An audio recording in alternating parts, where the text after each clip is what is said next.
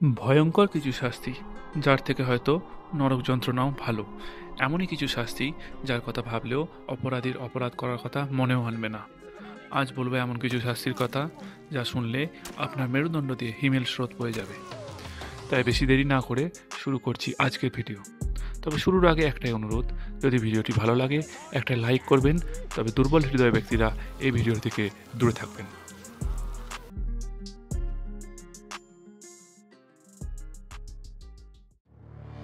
Feeling অর্থাৎ জীবন্ত অবস্থায় চামড়া ছাড়িয়ে না। আমরা হয়তো অনেকে কারোর ওপর রেগে গিয়ে বলে থাকি যে তোর চামড়া ছাড়িয়ে নেব। ভাবুন তো, যদি সেটা বাস্তবে হয় তবে তা কেমন হবে। এই শাস্তির প্রচলন ছিল 883 খ্রিস্টপূর্বাব্দের চীনেতে। সাধারণত এই প্রক্রিয়ায় শুরু হতো অপরাধীর চামড়া নরম করার মাধ্যমে। এক্ষেত্রে প্রথমে কয়েদিকে প্রচণ্ড রোদের মধ্যে দিনের পর দিন বেঁধে রাখা হতো। কখনো কখনো এই প্রক্রিয়া দ্রুত করতে ফুটন্ত গরম জলের মধ্যে কয়েদিকে চুবিয়ে দেওয়া হতো। তারপর শুরু হতো চামড়া ছাড়ানোর পালা। প্রথমে শরীরের বিভিন্ন স্থানে কাঠ লাগানো হতো। এরপর ধীরে ধীরে টেনে টেনে চামড়া ছাড়িয়ে নেওয়া হতো সমস্ত শরীরের। এই অবস্থাতেও কয়েদি কয়েকদিন পর্যন্ত বাঁচতে পারত এবং ধীরে ধীরে প্রচণ্ড যন্ত্রণা পেতে পেতে মারা যেত।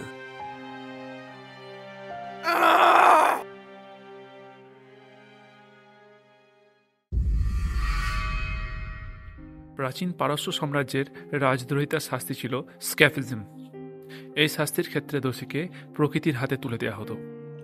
প্রথমে কয়েদিকে প্রচুর মধু ও দুধ খাওয়ানো হতো যতক্ষণ না তার ডায়রিয়া হয়ে যায়। এরপর সারা শরীরে মাখানো হতো মধু ও দুধের আস্তরণ। এরপর তাকে দুটি ছোট নৌকার মাধ্যমে এমনভাবে আটকে দেওয়া হতো যাতে মাথা ও হাত পা বাইরে থাকে। এই অবস্থায় তাকে নির্জন জলাভূমিতে ফেলে রাখা হতো। এরপর প্রকৃতি নিজের কাজ শুরু করত। তার গায়ে লেগে থাকা মধু ও তার নিজেরই মলমূত্র আকর্ষণ করত কীটপতঙ্গকে। এই সব পতঙ্গ ডিম পারত সেই ব্যক্তির শরীরে। এরপর সেই ডিম থেকে তৈরি হতো ম্যাগট, যা ওই ব্যক্তির শরীরকে কুড়ে কুড়ে খেত। দিনের বেলা প্রচণ্ড রোদ, রাতের বেলা শৈত্য, অনাহার এবং সর্বোপরি কীটপতঙ্গের কামড়ের দরুন ভয়ানক ইনফেকশনে ধীরে ধীরে মর্মান্তিক মৃত্যু হতো। কখনো কখনো মৃত্যু হতে প্রায় 17 দিন অবধি লাগত।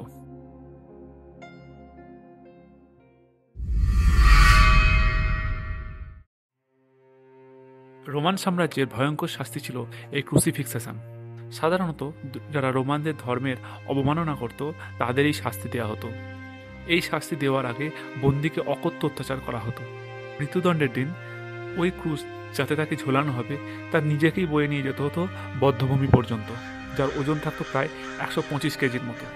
না নিয়ে যেতে পারলে কাঁটার চাবুকে করে প্রচণ্ডভাবে প্রহার করা হতো।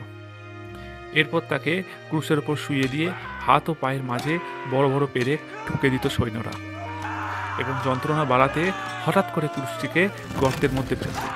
এই অবস্থায় বন্দীটি ঠিকভাবে নিঃশ্বাস পর্যন্ত নিতে পারত না এবং প্রচণ্ড যন্ত্রণা ও অনাহারে 5 থেকে 6 দিনের মধ্যে মারা যেত।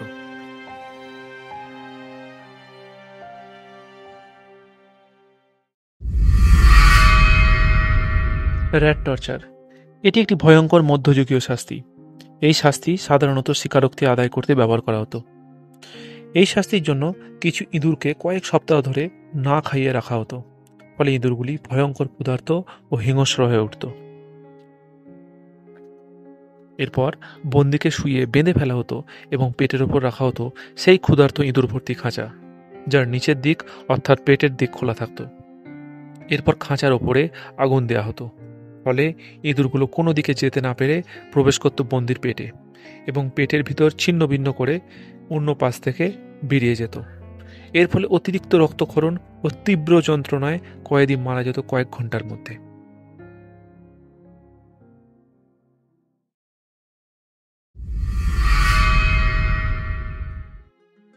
শয়িং প্রাচীন রোমে বিদ্রোহী ও বিশ্বাসঘাতকের জন্য নির্ধারিত ছিল এই শাস্তি। এক্ষেত্রে বন্দীকে উল্টো করে ঝুলিয়ে দেওয়া হতো। এরপর করাতের সাহায্যে ধীরে ধীরে পায়ের মাঝখান থেকে কাটা হতো। মাথা নিচের দিকে থাকায় বন্দী অনেকক্ষণ পর্যন্ত সচেতন থাকত। করাত ধীরে ধীরে পেট পর্যন্ত পৌঁছালে প্রচণ্ড রক্তক্ষরণে বন্দী মারা যেত। এই শাস্তি জনসমক্ষে দেয়া হতো যাতে ভবিষ্যতে কেউ ওই অপরাধ করতে সাহস না পায়।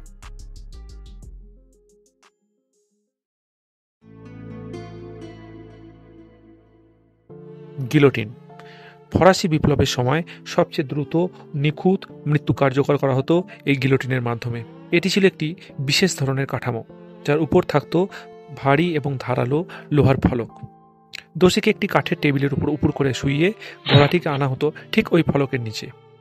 এরপর হ্যান্ডেল টানলেই ওই ফলক মাধ্যাকর্ষণের টানে খুব দ্রুত নিচে নেমে এসে বন্দির শিরচ্ছেদ করত নিমিষেই।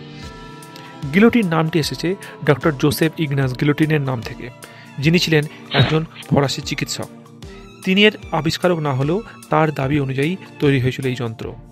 1792 সালের 25 এপ্রিল নিকোলাস জ্যাক পেল্টিয়ার নামক এক দুর্ধর্ষ ডাকাত ও খুনিকে প্রথম গিলোটিনে শিরচ্ছেদ করা হয় এবং 1977 সালের 10 সেপ্টেম্বর শেষবার আমিতা জাঞ্জুবি নামক এক মহিলা পাচারকারীকে শেষবারের মতো গিলোটিনে শিরচ্ছেদ করা হয়।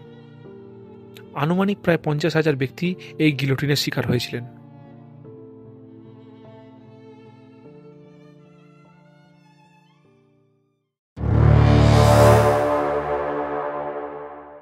মধ্যযুগে পার্সিয়ানরা কিছু ধনলোভী বা রাজদ্রোহীকে দৃষ্টান্তমূলক শাস্তি দিতে এই মল্টেন গোল্ড পানিশমেন্ট কার্যকর করত। এটি ছিল লোভের বিরুদ্ধে নৈতিক শিক্ষা এবং অমানবিক নির্মমতার এক প্রতীক। এই শাস্তি কার্যকর করতে প্রথমে আগুনের তাপে সোনাকে গলানো হতো, যার উষ্ণতা থাকত 1064 ডিগ্রি সেন্টিগ্রেড। এরপর এটি ঢালা হতো দোষীর মাথায় ও মুখে। তীব্র তাপে ব্যক্তির দেহের ভেতরের অংশ, মস্তিষ্ক তথা খাদ্যনালী ও রক্তবাহ জ্বলে ছাই হয়ে যেত।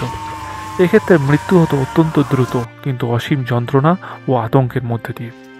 শোনা যায় ক্রাসাস ছিলেন ইতিহাসের ধনীতম রোমান, যাকে যুদ্ধে পরাজয়ের পর পার্সিয়ানরা গলানো সোনা ঢেলে হত্যা করে। তবে সোনা অত্যন্ত দামি হওয়ায় অনেক সময় সোনার বদলে গলানো সীসার ব্যবহার করা হতো।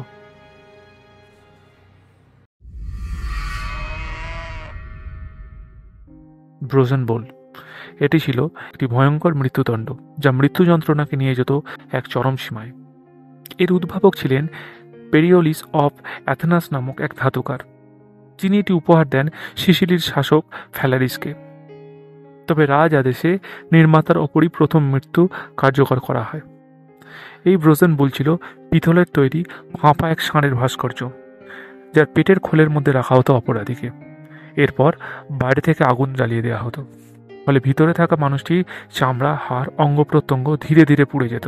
ভিতরে থাকা মানুষটি আর্তনাদ করলে সেই আওয়াজ ষাঁড়ের মাথায় থাকা বিশেষ ধরনের নলের মাধ্যমে এমনভাবে বেরোতো যেন মনে হতো ষাঁড়টি গর্জন করছে।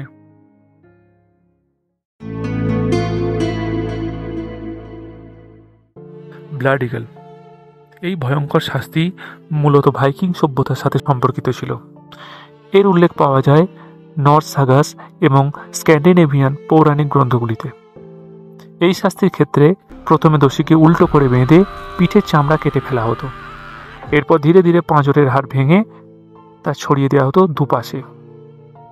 সবশেষে ফুসফুসকে বের করে সেই খোলা পাঁজরের উপর রাখা হতো, যা দেখতে লাগতো ঠিক ঈগলের ডানার মতো, এবং এই অবস্থায় তাকে দড়ি দিয়ে বেঁধে টাঙিয়ে রাখা হতো উঁচু জায়গায়।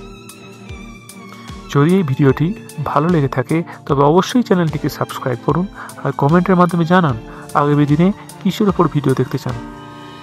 আজ এই পর্যন্তই, দেখা হচ্ছে পরের পর্বে।